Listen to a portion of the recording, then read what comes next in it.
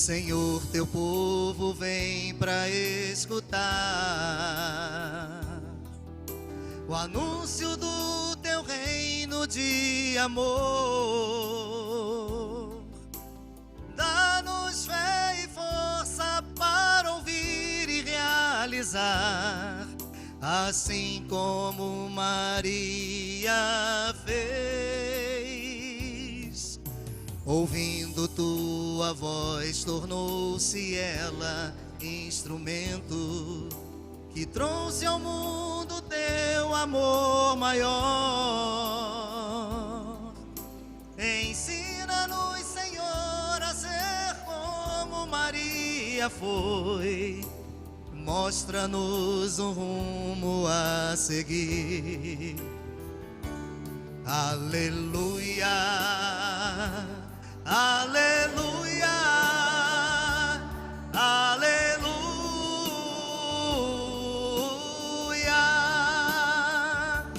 aleluia, aleluia, aleluia.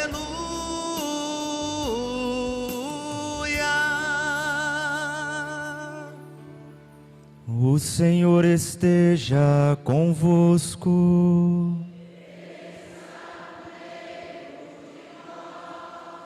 Proclamação do Evangelho de Jesus Cristo, segundo Mateus.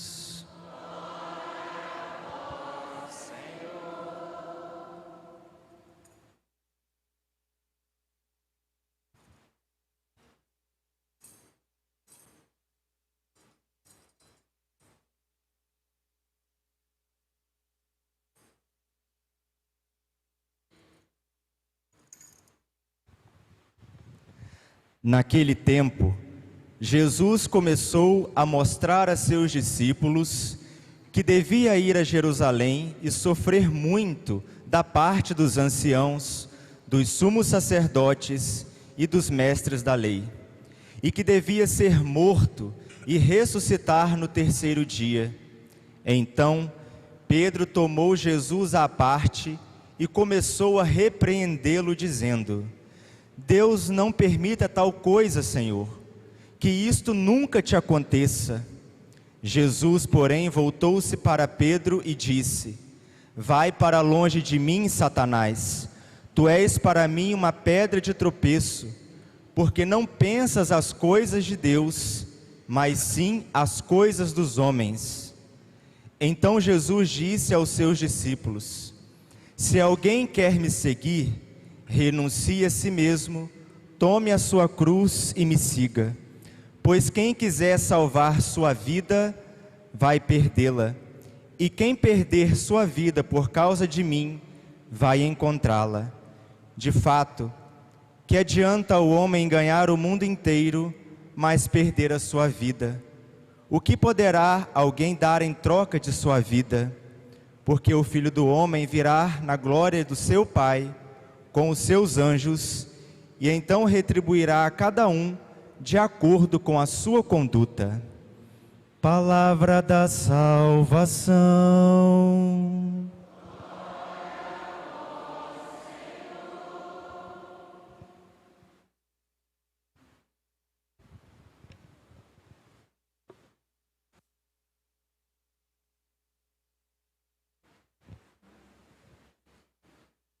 Reverendíssimo Padre João Genes, Reverendo e Diácono Lucas, queridos irmãos e irmãs, hoje nós celebramos o 22º domingo do tempo comum e a liturgia da palavra nos chama a atenção a vivermos com radicalidade o discipulado de Jesus.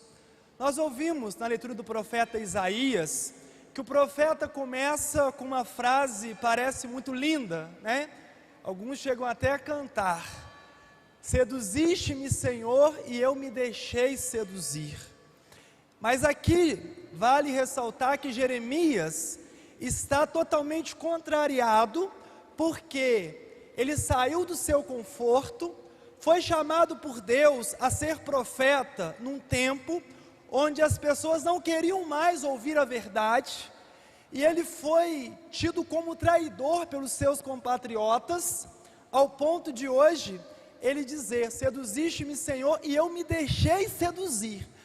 Mas aqui, se a gente for traduzir do original grego, nós poderíamos traduzir com o termo também estuprar. É como se Jeremias dissesse para Deus: Senhor, tu me estuprastes e eu me deixei estuprar. E Jeremias diz: foi por causa da tua palavra que hoje as pessoas zombam de mim. Foi porque eu aceitei a missão de levar a tua boa nova aos outros, que a tua palavra fez de mim agora uma pessoa mal vista. Jeremias aqui lamenta. A gente sabe que ele é o profeta das lamentações. Mas, no entanto, mesmo com essa crise humana, e todos nós passamos por isso, Jeremias sabe que não há outra coisa a fazer senão seguir aquilo que Deus quer. Tanto que depois, no crivo da história, nós vamos ver que, de fato, tudo se cumpriu conforme Jeremias havia dito, através da palavra de Deus, mesmo que os seus compatriotas não quisessem aceitar aquela palavra. E no Evangelho nós temos um relato bem similar, mas já da boca de Jesus, que nos chama a um segmento mais profundo, não um segmento de qualquer jeito. Primeiro, Jesus sobe para Jerusalém. Ele vai dizer: olha, o Filho do Homem vai subir para Jerusalém, ele vai ser entregue na mão dos homens, dos anciãos, dos mestres da lei, vai sofrer, vai morrer, mas no terceiro dia ele vai ressuscitar. Isso soou de forma escandalosa aos ouvidos do apóstolo São Pedro, ao ponto do mesmo apóstolo chamar Jesus à parte e começar a repreendê-lo. Senhor, Deus não permita tal coisa. Como que pode, o Senhor passar por toda essa humilhação, o Senhor morrer na mão dos homens? E Jesus então vira para Pedro e diz: afasta-se de mim, Satanás, porque você não pensa como Deus, mas como os homens. Aqui talvez nós pudéssemos pensar no nosso imaginário que Jesus estivesse chamando Pedro de um demônio, de uma entidade. Mas na verdade Satanás significa aquele que divide, O demônio é Satanás porque ele é causa de divisão. E aqui Jesus chama Pedro de Satanás, não que quisesse chamá-lo de demônio, mas diz assim: você, Pedro, está sendo um sinal de divisão, porque eu preciso cumprir a missão do meu Pai. E depois Jesus traz para nós talvez uma das passagens mais radicais do Evangelho: aquele que quer ser meu discípulo, renuncie a si mesmo, tome a sua cruz e siga-me. E aqui, queridos irmãos e irmãs, nós podemos dizer, uma síntese daquilo que de fato é seguir Jesus com toda a profundidade da alma e do ser. Jesus, a primeira coisa que ele diz é o seguinte: quem quer ser meu discípulo, ninguém pode estar obrigado. Se eu quero seguir Jesus, é a partir da minha liberdade. Eu escolho seguir o caminho de Deus e não o caminho do mundo. É aquilo que São Paulo fala hoje aos romanos, Não vos conformeis com o mundo, mas vós deveis ter essa transformação, para que nós possamos discernir entre aquilo que é de Deus e aquilo que não é de Deus.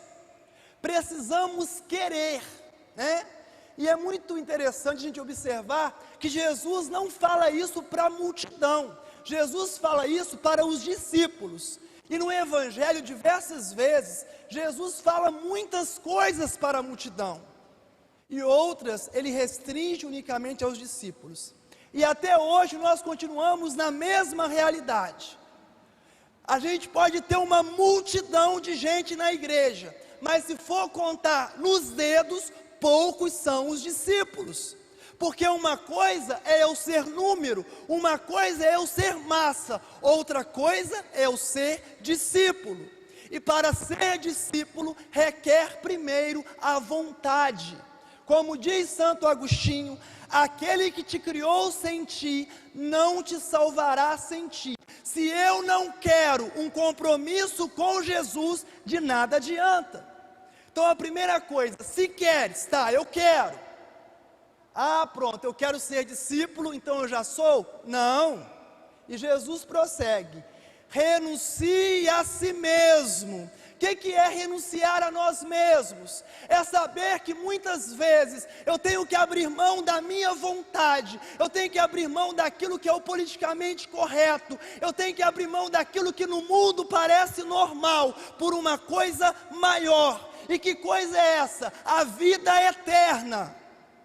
Porque, queridos irmãos e irmãs, hoje nós vivemos na igreja uma crise de fé constante, onde muitas vezes nós nos dizemos cristãos da boca para fora, mas a nossa vida não testemunha na prática aquilo que Jesus é.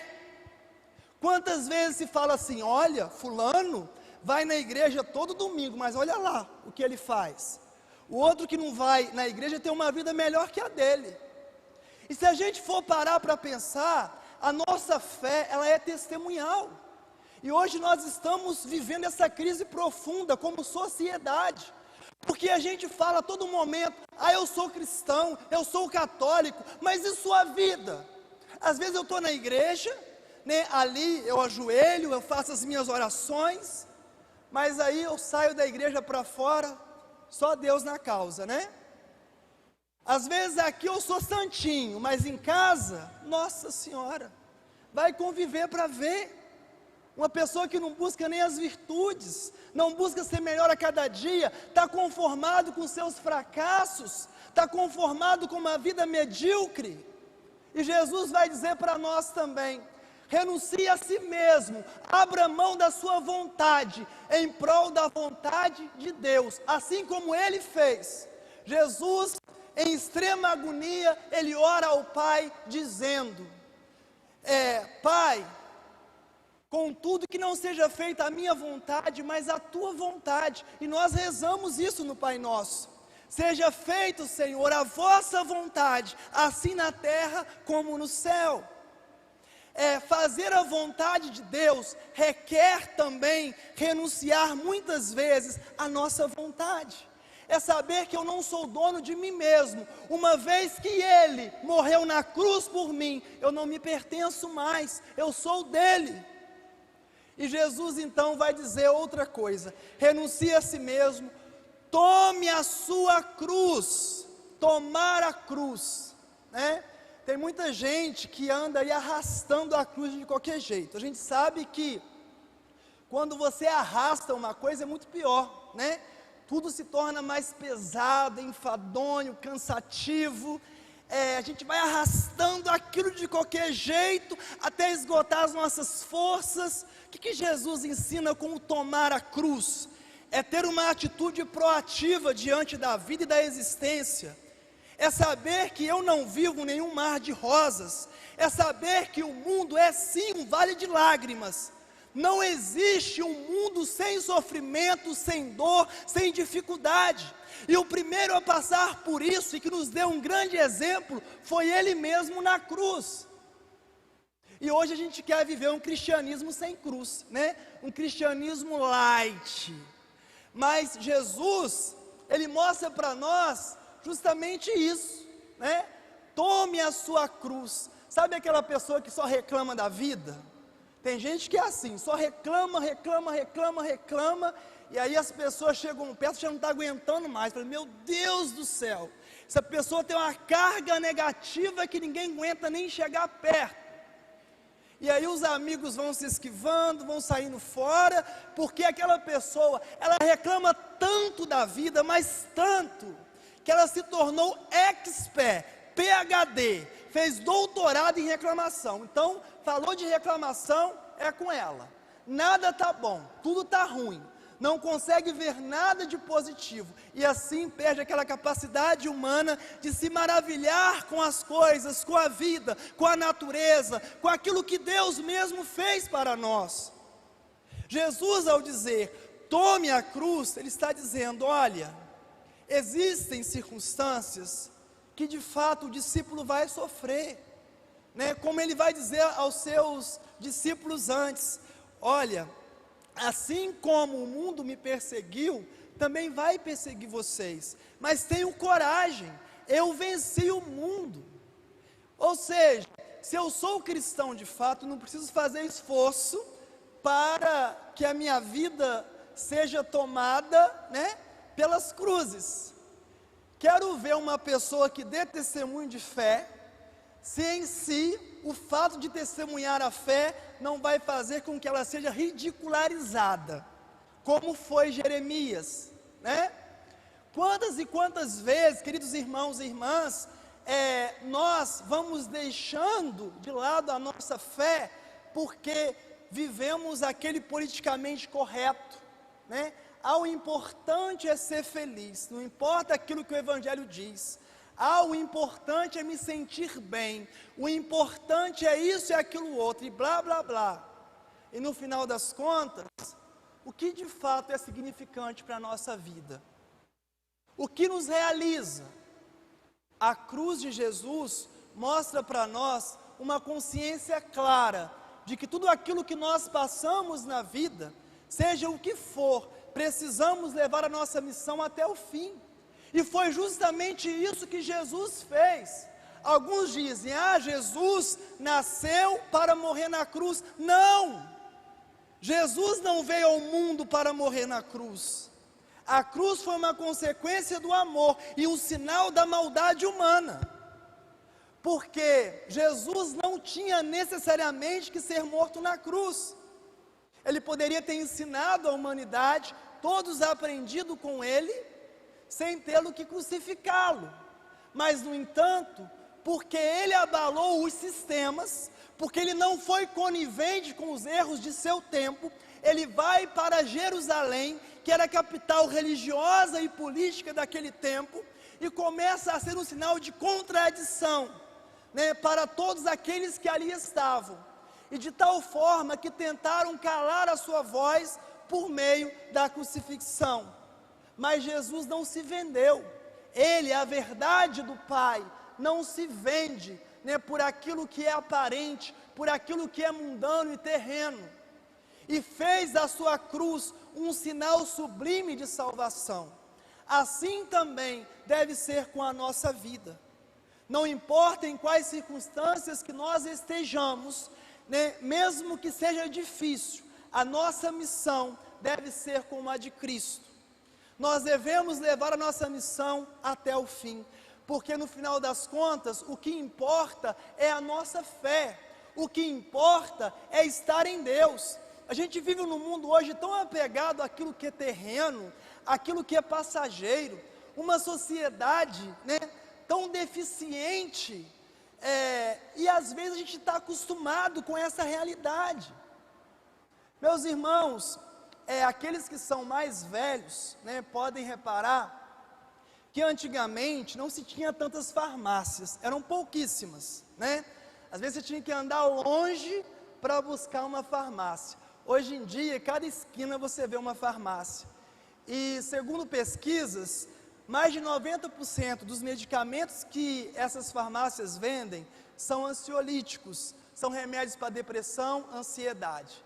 É claro que ansiedade, depressão é uma doença, né? Inclusive o padre já teve, só quem tem sabe. Mas, por outro lado, nós precisamos entender que a nossa geração, a nossa sociedade está cada vez mais preso, né, num mundo sem sentido, num mundo vazio. Por quê? Antigamente as pessoas eram mais firmes, assumiam a cruz com maior verdade. E hoje ninguém quer assumir a cruz, né? Qualquer problema, deixa para lá. Antigamente se buscava consertar as coisas. Hoje não serve para mim, eu descarto, jogo fora. Aquilo que São João Paulo II dizia, né? A sociedade do descartável. E em meio a tudo isso, a gente vai se enganando, pensando que um dia nós seremos eternos nesse mundo. E a palavra de Deus sempre é algo que nos aponta para uma realidade eterna. Buscai as coisas do alto, buscai aqueles bens que não passam. E é interessante a gente observar que Jesus ele diz para os discípulos hoje: o Filho do Homem vai sofrer, vai morrer, mas vai ressuscitar no terceiro dia. Pedro parece que ignorou esse aspecto da ressurreição, né? E muitas vezes na nossa vida nós ficamos somente com aquilo que há de mais negativo e esquecemos que depois de uma sexta-feira santa, que nós contemplamos o Cristo crucificado, morto, nós também temos um domingo da ressurreição. Assim também é com a nossa vida. Se nós buscarmos vivermos a palavra do Senhor, sermos discípulos autênticos, não tem nenhum outro lugar que nós chegaremos a não ser o céu, aquele lugar onde Ele prometeu para nós, aquele lugar que os discípulos fizeram uma experiência tão grande, que não temeram perder a vida, porque sabiam muito bem em quem tinham colocado a sua fé. E hoje, neste mundo que se esvai numa crise de fé, nós precisamos aprender com a palavra da salvação, que nós precisamos retomar o caminho, retomar a direção. Ser discípulo de Jesus requer sempre essa renúncia de nós mesmos, a capacidade de tomar a cruz de cada dia, para segui-lo com toda a verdade do nosso coração. Não se pode seguir Jesus sem cruz. É fato que hoje em dia existem aí várias doutrinas, várias religiões, até intituladas cristãs, que pregam um cristianismo falso, que pregam aquilo que as pessoas querem ouvir, né? E assim, às vezes essas igrejas, elas estão cheias, né? Porque diz assim: olha, eu não tinha nada, eu era um pobre, estava num casebre, eu fui para aquela igreja, agora eu tenho um carro do ano, eu tenho um apartamento, eu tenho isso, aquilo, outro. Jesus não prometeu nada disso. Se a gente for olhar os primeiros 12 apóstolos, o que eles ganharam ao seguir Jesus? 11 deles foram martirizados, derramaram sangue por causa da fé. E João, que não foi morto, teve que sair correndo exilado para a ilha de Pátimos, né? E tantos santos na história da igreja regaram seu sangue, testemunhando essa fé, que hoje nós simplesmente às vezes deixamos de lado. A fé da igreja de 2000 anos é esta fé que está num Deus que transcende o tempo e esta realidade. É um Deus que nos chama a buscarmos as coisas do alto num caminho de ressurreição. Vale a pena largar tudo para seguir Jesus. E aquilo que nós podemos analisar hoje, né, é como nós somos mesquinhos, né, com as coisas deste mundo. Olha quantos anos tem o planeta Terra, e às vezes eu falo assim: aquela casa ali é minha, né? Diz que tem uma história que eu achei interessante. Diz que um andarilho chegou e pediu uma pousada numa casa chique, elegante. E aquele homem abriu a porta e disse: olha, mas aqui não é nenhum hotel não. E o andarilho falou assim: não, deixe só eu repousar um pouco, estou cansado. Ele disse: eu já te falei que isso aqui não é um hotel, isso aqui é minha casa. E o andarilho respondeu assim: mas quem morou aí antes de você? Foram os meus pais. E antes dos seus pais? Foram os meus avós. E ele respondeu: então você também está hospedado nesta casa, né? Porque um dia isso passa. Quantas vezes a gente passa uma vida inteira acumulando bens, para depois deixar os bens e a família entra em guerra, cada um quer uma parte, aí vai para a justiça, vai para isso, para aquilo outro. E a sua vida, valeu de quê? Você gastou tanto dinheiro, tanta coisa, né, acumulando bens, para depois você morrer. E como diz o Papa Francisco: eu nunca vi nenhum caminhão de mudança atrás de um cortejo fúnebre. E queridos irmãos e irmãs, nós precisamos pensar seriamente nisso. Há um dia desse eu olhava no Instagram uma mensagem, eu achei interessante, que dizia assim: no ano 1123, Ninguém que está lendo essa mensagem estará aqui, muitos nem sequer se lembrarão de você. Eu comecei a me questionar. Eu não sei dos avós dos meus avós. Eu conheci meu avô, minha avó, nem sequer minha bisavó, eu nem vi foto. Como essa vida passa, né? E às vezes a gente acha que vai ficar aqui para sempre. A palavra de Deus, queridos irmãos e irmãs, é algo que nos traz uma realidade muito mais sublime. Sabe aquele medo que nós temos da morte? Todo mundo tem, é verdade, né? O padre também tem. Me recordo quando eu tive Covid, meu Deus do céu, achei que tinha chegado a minha hora. Mas olha,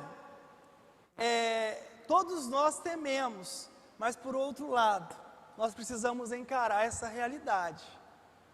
E para encarar essa realidade, é preciso assumir com verdade a palavra de Deus, que diz a todo momento para nós: nós não estaremos para sempre neste mundo e nesta vida. E o ser discípulo de Jesus é aquele que sabe muito bem, que passa por isso daqui, como Jeremias, enfrenta contradições, dificuldades, mas sabe muito bem onde quer chegar. Então que hoje nós possamos, com essa palavra, pedir a Deus essa graça, né? De sermos de fato discípulos, não sermos números, não sermos multidões, mas buscarmos viver a nossa fé, primeiro com a nossa vontade, depois com as nossas renúncias, e tomando a cruz de cada dia, nós possamos seguir Jesus até onde Ele está. E enquanto nós não chegamos naquele lugar onde Ele preparou para nós, nós temos a grande alegria de participarmos deste sacramento memorial da sua paixão, morte e ressurreição. Fortaleza no caminho, para que um dia todos nós possamos estar reunidos naquele banquete eterno. Louvado seja nosso Senhor Jesus Cristo.